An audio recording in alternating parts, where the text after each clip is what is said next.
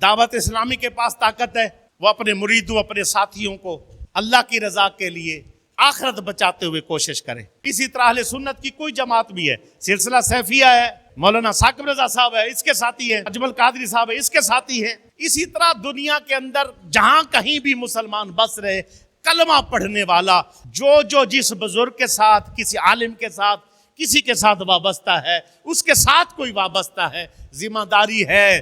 کیا ذمہ داری ہے؟ اپنے آپ کو بچاتے ہوئے پہل ان کی اس مصنوعات کا بائیکاٹ کر دو، اور ایسا بائیکاٹ کرو کہ آپ کے سامنے اگر ہو، آپ نہیں اٹھا سکتے، اس محفل کو آپ چھوڑ دو۔ اگر آرمی چیف ہے، ذمہ داری ہے اس کی، اور وہ نمائندہ ہے، اسلام کا نمائندہ ہے، اللہ کی رضا کی خاطر کھڑے ہو کر پیغام دیں، اپنے پیر دبائیں۔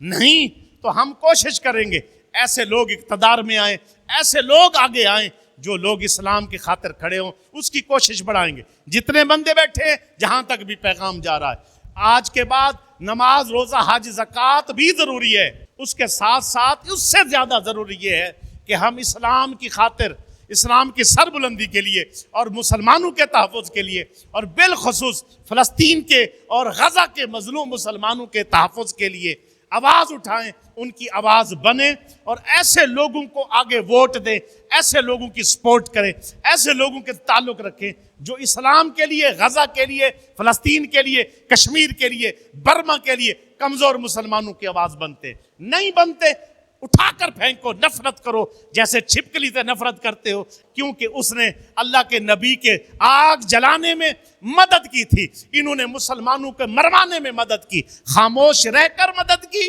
کمزوری دکھا کر مدد کی، $4 کی خاطر، چند فائدوں کی خاطر۔ آپ کے پاس فیس بک ہے، فیس بک نوجوانوں سارا دن گند دیکھتے ہو، تو آپ کے پاس یوٹیوب ہے، ٹویٹر ہے، سب منہ مارنے کو، ٹائم ضائع کرنے کو، گانے باجے بغیرتیوں کے لیے ٹائم ہے۔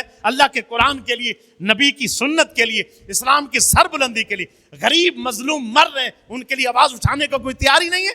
وہ چیک کرتے کہ آج غزہ کے لیے کتنی پوسٹ آئی ہے، وہ چیک کرتے کہ آج مسلمانوں نے غزہ کی پوسٹوں کو کتنا واچ کیا ہے، کتنا دیکھا ہے، واچنگ ٹائم کیا ہے، سارا دیکھ رہے ہیں۔ جس وقت ہم اوپر سکیپ کر کے نکل جاتے ہیں، چلاتے نہیں، لگاتے نہیں، وہ کہتے ہیں ماری جاؤ، ماری جاؤ، انہوں نے ماری جاؤ۔ اسرائیل کی کوئی وزیر تھی، اس نے کہا جس وقت ہم نے پہلا حملہ فلسطین پر کیا نا، ہمیں ڈر تھا کہ صبح ہم صفحہ ہستی سے مٹا دیے جائیں گے، لیکن جب صبح ہوئی ہم نے دیکھا اسی طرح مسلمان اپنے کاروبار پہ، کام پہ، ہر چیز پہ جا رہے تھے، تو ہم نے ایک دوسرے کے ساتھ بیٹھ کر چائے پی، کافی پی، اور وعدہ کیا ہن مارو انہاں نو، کوئی نہیں انہاں دے پیچھے درد کرن والا۔ پہلے حملے پر اگر اٹھ پڑے ہوتے تو کوئی دنیا کی جرت بھی اس بغیرت کی نہ ہوتی کہ ان کو مارتا۔ وہ ساتھ ملاتا گیا، کبھی یورپین یونین کو ملایا، کبھی امریکہ کو ملایا، وہ سارے مل کر پیسے لے کر جناب فلسطین کو مار رہے ہیں، اور ہم چپ ہو کر بیٹھے۔ ہم کیا کر سکتے ہیں؟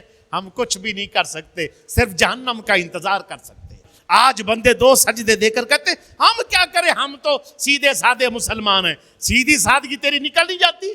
تو 50 سالہ منصوبہ اپنے بچوں کا بنا کے بیٹھا ہے، تو اپنے گھر کے لیے سارے منصوبے بنا کے بیٹھا ہے، تو اپنی زمین جناب DHA کے اندر پلاٹ خریدنا ہے، اپنے بچے کو امریکہ بھیجنا ہے، اپنے بچے کو دبئی بھیجنا ہے، اتنی انکم ہونی ہے، اس کی یہ نوکری لگوانی ہے، سارے منصوبے بنا کے بیٹھا ہے۔ اتنی بھی اوقات نہیں ہے گھر کے اندر آئی پیپسی کو واپس بھیجے، اتنا بھی تیرے دل میں ترس اور درد نہیں ہے فلسطینی بچوں کا، تیرے ٹیبل پر پڑی ہوئی ان کی بوتل تو اٹھا کے باہر پھینک کے تیرے اندر اتنا بھی درد نہیں ہے۔